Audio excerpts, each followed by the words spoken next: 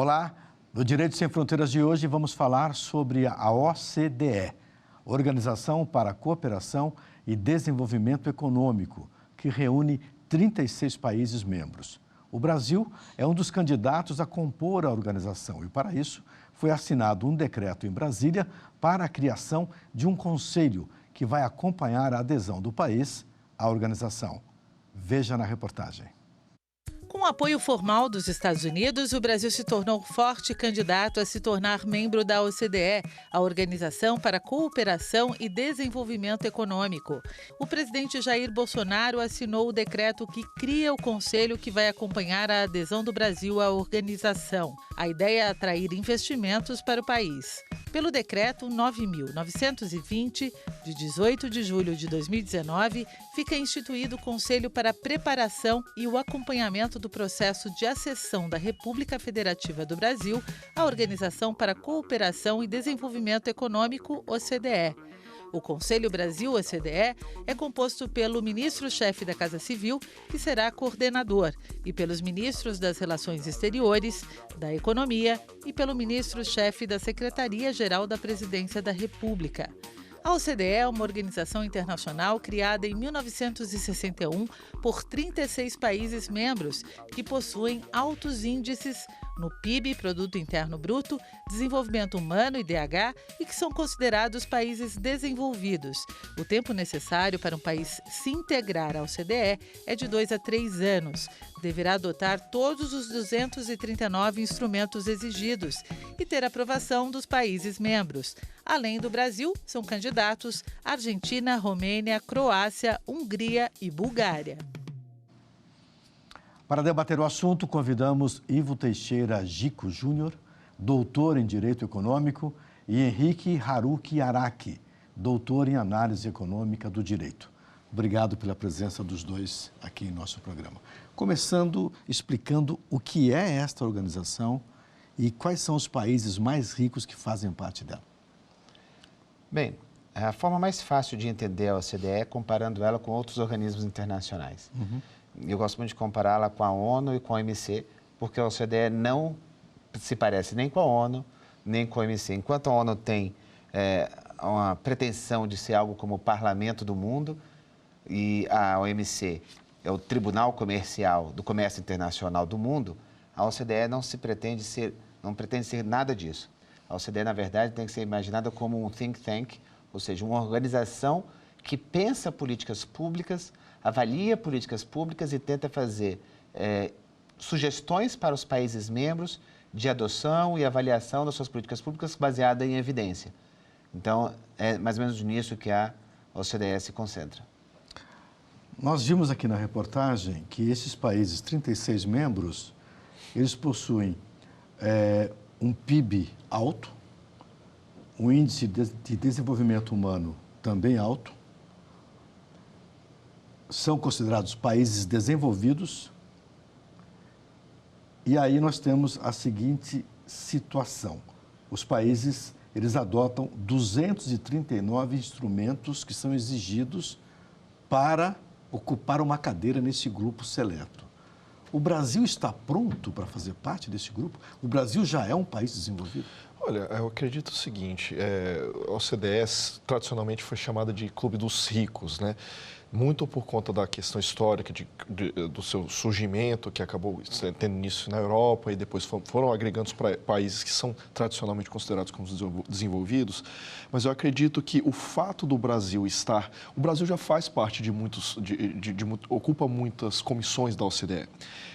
Se eu não me engano, já ocupou praticamente todas. E se eu bem me lembro, eu vi um estudo dizendo que desses 239 critérios, o Brasil acho que só não cumpriu ainda 10% deles, ou seja, está muito próximo de atingir a totalidade de critérios necessários para ascender, né, à OCDE. Agora, a questão de dizer que pelo simples fato que o Brasil ascendendo à OCDE será considerado um país desenvolvido, é muito complicado fazer essa afirmação. Vai ou não? Como assim, perdão? Vai ser considerado ou não? Podemos dizer aqui, Ele será considerado? Eu acredito que é um sinal de mais respeito à economia e à importância do Brasil do ponto de vista internacional. Mas eu acredito que, para ser considerado um país desenvolvido, teria que ter outras questões que não apenas econômicas, talvez o próprio IDH que o senhor comentou. Mas eu acredito que é uma sinalização de que o Brasil vai deixar de ser cabeça de tubarão entre os países em desenvolvimento para se tornar ali, dentre os países considerados desenvolvidos, alguém que está ascendendo a uma posição de maior predominância. O Brasil tem hoje uma dívida pública que consome cerca de 75% do PIB nacional. A economia está estagnada hoje. O segundo semestre não será um mar leve, deve ser um mar grosso. E mesmo assim nós teremos condição de estar sentados nesse seleto grupo, se formos aprovados, a partir do ano que vem, ou talvez no final do ano que vem, em condição de igualdade? Bem, a partir do momento em que o Brasil ascender ao OCDE, ele passa a ser tratado por todos os demais países, no âmbito dessa organização, como um igual. O que nós temos hoje é um processo em andamento. A maioria das pessoas acha que nós estamos ascendendo agora, mas esse é um processo que se iniciou em 1996, quando nós começamos a participar mais intensamente, nos aproximarmos da OCDE, e nós estamos concluindo este processo praticamente 20 anos depois. E o Brasil não só está preparado para isso, como eu digo que o Brasil já deveria estar lá há muito tempo. O Brasil é um dos maiores países do mundo em extensão, população e em PIB. E, portanto, nós seremos maiores do que a maioria dos membros da OCDE. Se nós falarmos do BRICS, por exemplo, né, do qual o Brasil faz parte, nesse grupo o Brasil não lidera, né? Perfeitamente. O Brasil tem um lado positivo e um lado negativo no contexto internacional, que é, apesar do seu tamanho, o Brasil historicamente tem optado por ser um meio termo entre eventuais disputas entre pessoas, entre países que estão em disputa, mas sem nunca tentar exercer a pressão e a influência que outros países tentam exercer. Mas isso tem mudado agora, né? A atual gestão. O Brasil agora está tomando mais partido, está tendo uma posição mais definida de alinhamento automático com os Estados Unidos, por exemplo. A própria ajuda do Donald Trump, você acha que isso é relevante do ponto de vista desses países para a aceitação do Brasil? Ou poderia ser, puxa, o cara é amigo do Trump e agora, será que isso é bom ou ruim? Como é que você analisa isso? Eu acredito que em qualquer esfera a política tem que ser, de certa forma, o máximo possível despersonalizada da figura do chefe do executivo. Independentemente do que se considera a respeito do Trump, ele é o chefe do país, ele é o chefe do executivo do país mais rico e mais importante do nosso planeta atualmente. Então, tendo um apoio oficial do país mais rico, vamos dizer assim, né, ou mais importante da atualidade, certamente será relevante para aprovação. Toda relação internacional ela é fruto de concessões, convenções e negociações que duram mais tempo ou menos tempo. Agora, é inegável que, tendo apoio dos Estados Unidos para o ingresso do Brasil, haverá muito pouca objeção fundamentada à nossa ascensão. Qual é a vantagem do Brasil ao tomar parte desse grupo? Bem, a primeira grande vantagem é que, ao participar efetivamente como membro da OCDE e não apenas como parceiro-chave, o Brasil passa a votar também nas comissões e a ter voto igual a qualquer outro país. E isso ajuda a conduzir um pouco os trabalhos da organização. E a segunda grande vantagem é que isso vai, sendo positivo aqui, vai nos ajudar a avaliar melhor as políticas públicas brasileiras e provavelmente nos ajudar a implementar melhores políticas no médio e longo prazo, porque nós seremos obrigados a estruturar nossas estatísticas e a fornecer informações no mesmo padrão que os demais membros da OCDE, e isso vai permitir que nós, por exemplo, nos comparemos com o México e a Turquia, que já são membros da OCDE e que são países semelhantes ao Brasil em etapa de desenvolvimento. Isso pode nos ajudar a avaliar e a compreender o impacto das políticas públicas no Brasil, nos comparando com os nossos irmãos. Olhando a economia brasileira, olhando o nosso parque industrial, nosso parque tecnológico, o que o Brasil poderia aprender ou receber de dica para dar uma alavancada nesse setor produtivo? Bom, essa pergunta ela é um pouco complexa de ser respondida, porque é muito complicado dizer que somente pelo fato de você ascender ao OCDE, o nicho A, o nicho B de industrialização do país pode ser melhorado. Mas eu entendo que o simples fato do Brasil ser aceito já é um sinalizador de desenvolvimento, e eu entendo também que o fato de as nossas políticas públicas de direcionamento de recursos para um ou outro nicho estarem sendo fiscalizados e criticados por um organismo internacional independente, por si só, pode ser uma grande vantagem. Fala-se muito no padrão educacional brasileiro, que precisamos melhorar, etc., as pesquisas. Esta ascensão do Brasil ao OCDE pode ajudar nisso também? Bem, um dos grandes focos da OCDE é a pesquisa em educação. Tanto é que eles criaram o PISA, que é justamente um programa de comparação de nível de educação nos vários países, e o MEC já trabalha muito próximo à OCDE, inclusive na aplicação desse teste. E então, a ascensão à OCDE pode nos ajudar a levar um pouco mais a sério a educação no Brasil e a começar a implementar políticas baseadas em evidência para aumentar o nível da educação brasileira. Qual é a contrapartida do Brasil, de qualquer país membro, que tem uma cadeira na organização? Olha, a ascensão de cada país se deu de forma diferente. Existem, de fato, alguns critérios que precisam ser atendidos, mas particularmente com relação ao Brasil, inclusive esse foi um ponto de muita crítica, né, tanto de cientistas políticos, de economistas, que o Brasil, para conseguir o apoio dos Estados Unidos, para conseguir, de fato, acelerar esse processo de ascensão dele, ele fez algumas concessões que não seriam adequadas de terem sido feitas ou que não foram exigidas de outros países em idêntica situação, como, por exemplo, abandonar o estado TED deles lá dentro da OMC, entre outros pacotes. Então, abandonar o quê? Pode repetir? O tratamento diferenciado. Porque o Brasil, na condição de país em desenvolvimento, é reconhecido pela OMC que esses países precisam de um tratamento diferenciado. Eles não podem ser tratados de forma igual, como, por exemplo, a Alemanha, Estados Unidos, Japão, por estar em desenvolvimento. Isso significa o quê? Por exemplo, subsídios governamentais são permitidos no Brasil? Tolerância a subsídios governamentais, exatamente. Por exemplo, isso... flexibilização de determinados critérios econômicos desenvolvimentistas que, a partir do momento que você quer fazer parte do clube dos desenvolvidos /OCDE, estaria justificado vamos dizer assim, você abrir mão desse tratamento diferenciado que historicamente foi dado para todos os países em desenvolvimento e não para os países desenvolvidos. Então, muitas pessoas entendem que, como essa exigência não foi feita com relação a outros países, o fato do Brasil ter, entre aspas, aberto mão dessa benesse que tradicionalmente foi concedida a ele apenas para ascender à OCDE, foi digamos assim, um erro estratégico. Só o tempo vai dizer. Eu vejo com preocupação. Você também vê com preocupação? Não responda agora, responda no segundo bloco, que a gente vai para o intervalo e a gente volta daqui a pouquinho.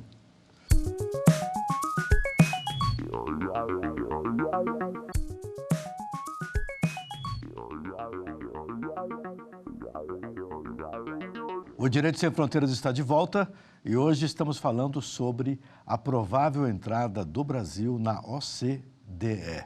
Muita gente critica, muita gente elogia. O Brasil não poderia perder os benefícios que tem hoje como país em desenvolvimento. Vai ser tratado como um país rico. Qual é a sua opinião como profissional do direito e do relacionamento internacional? Bem, eu tive o privilégio de acompanhar parte das negociações do Brasil na OMC, na rodada de Doha, alguns anos atrás, em Genebra.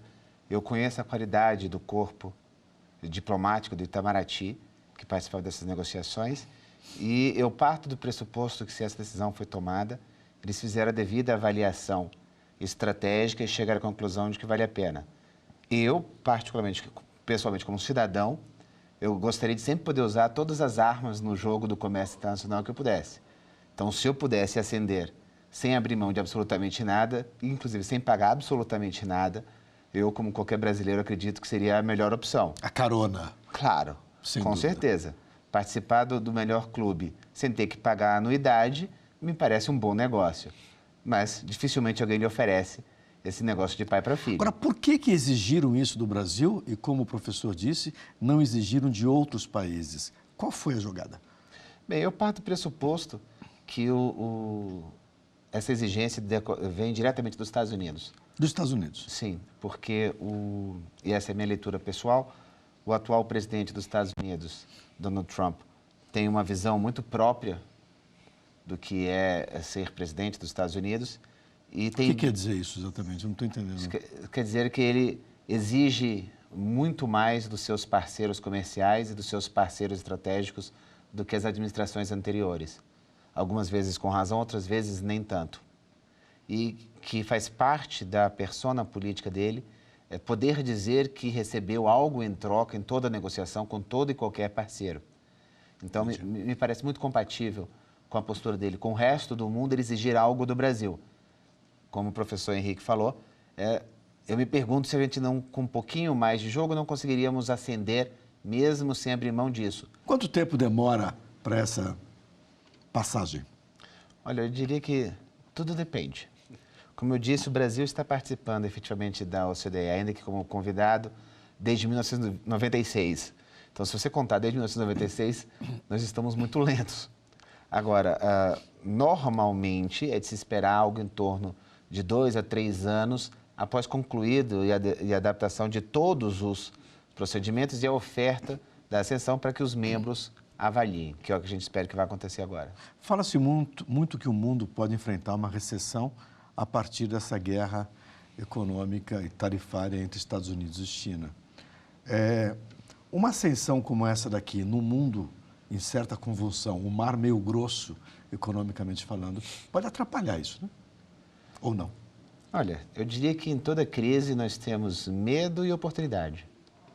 Se o Brasil souber aproveitar bem as oportunidades que surgirão de um eventual desentendimento dos Estados Unidos e da China, certamente o Brasil vai sofrer, como todo o globo vai sofrer, dessa disputa entre os grandes parceiros de comércio do mundo, mas também pode abrir grandes oportunidades para o Brasil, inclusive para aumentar a pauta de exportação para a China e para aumentar a pauta de exportação para os Estados Unidos. No caso desse recrudescimento dos Estados Unidos em relação à China, com esse tarifaço de 10% sobre 300 bilhões de dólares de produtos chineses que chegam aos Estados Unidos, parte desse desacordo, vamos dizer assim, teria sido o fato de a China ter se negado a comprar soja e outros grãos dos Estados Unidos, como havia feito uma promessa em conversações reservadas entre os dois países.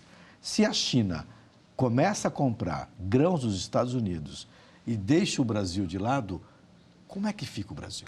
Olha, isso é uma pergunta difícil de responder, porque o Brasil hoje ele é tão dependente, como eu falei, como ele é tão dependente dessa questão de exportação, e soja é inegavelmente o nosso principal produto de exportação, a partir do momento que supõe, nesse caso, nesse cenário, seria uma vitória ou dos Estados Unidos nessa guerra tarifária, eu tenho certeza que o Brasil teria muita dificuldade de escoar. E talvez, isso como o professor Ivo Dico falou, toda situação de crise pode gerar uma oportunidade.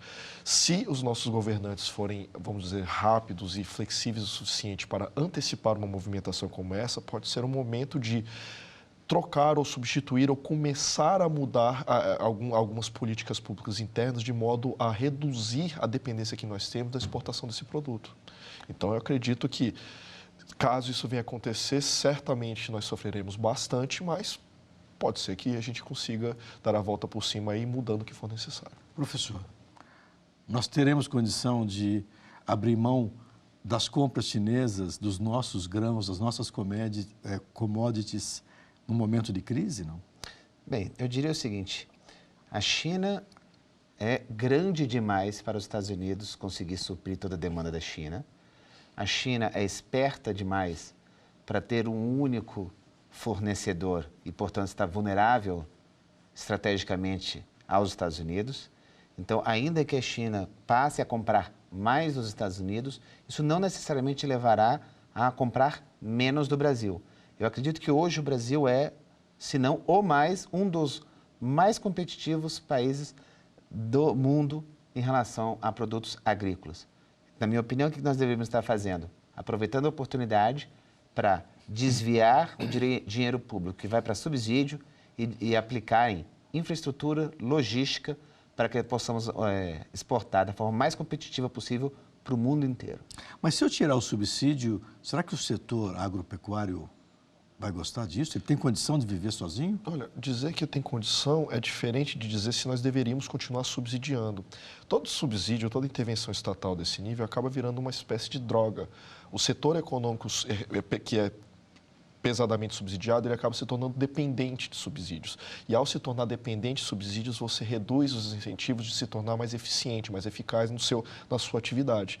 Agora, evidentemente que se você tem um histórico de anos, se não décadas, de subsídio governamental, subsidiando a tua atividade, de repente isso, em termos políticos, de uma hora para outra é retirado, não tem setor econômico que consiga passar por esse grande soluço, essa grande crise incólume. Por outro lado, essa crise pode surgir players, pode surgir empresários, pode surgir exploradores desse ramo econômico mais eficientes que podem tornar o Brasil ainda mais competitivo. Há que se falar se há de fato a necessidade de continuar, se há de fato uma necessidade real desses subsídios continuarem do jeito que está, ou se eles só estão mantidos nesse patamar por conta de questões políticas. Nós temos gargalos de infraestrutura em estradas e portos. Talvez o Brasil não conseguisse subir muito a sua produção em relação a esses gargalos. Temos filas de caminhões no Porto de Santos, em Paranaguá, etc. E temos um escoamento dessa produção realmente com grandes restrições.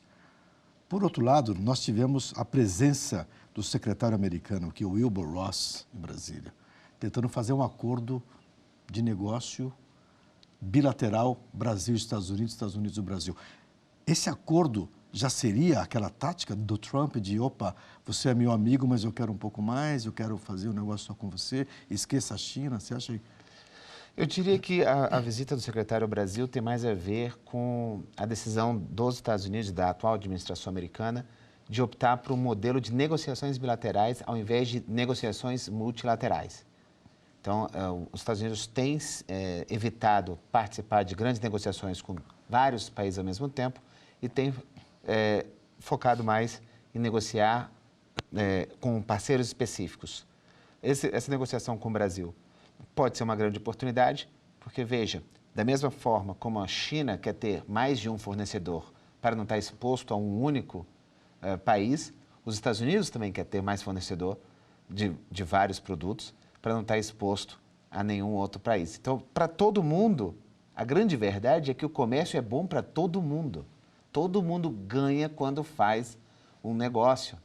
Então, os Estados Unidos querem fazer mais negócio, a China quer fazer mais negócio, e isso pode estar abrindo uma oportunidade para o Brasil se tornar um parceiro mais importante, inclusive com ambos os países ao mesmo tempo.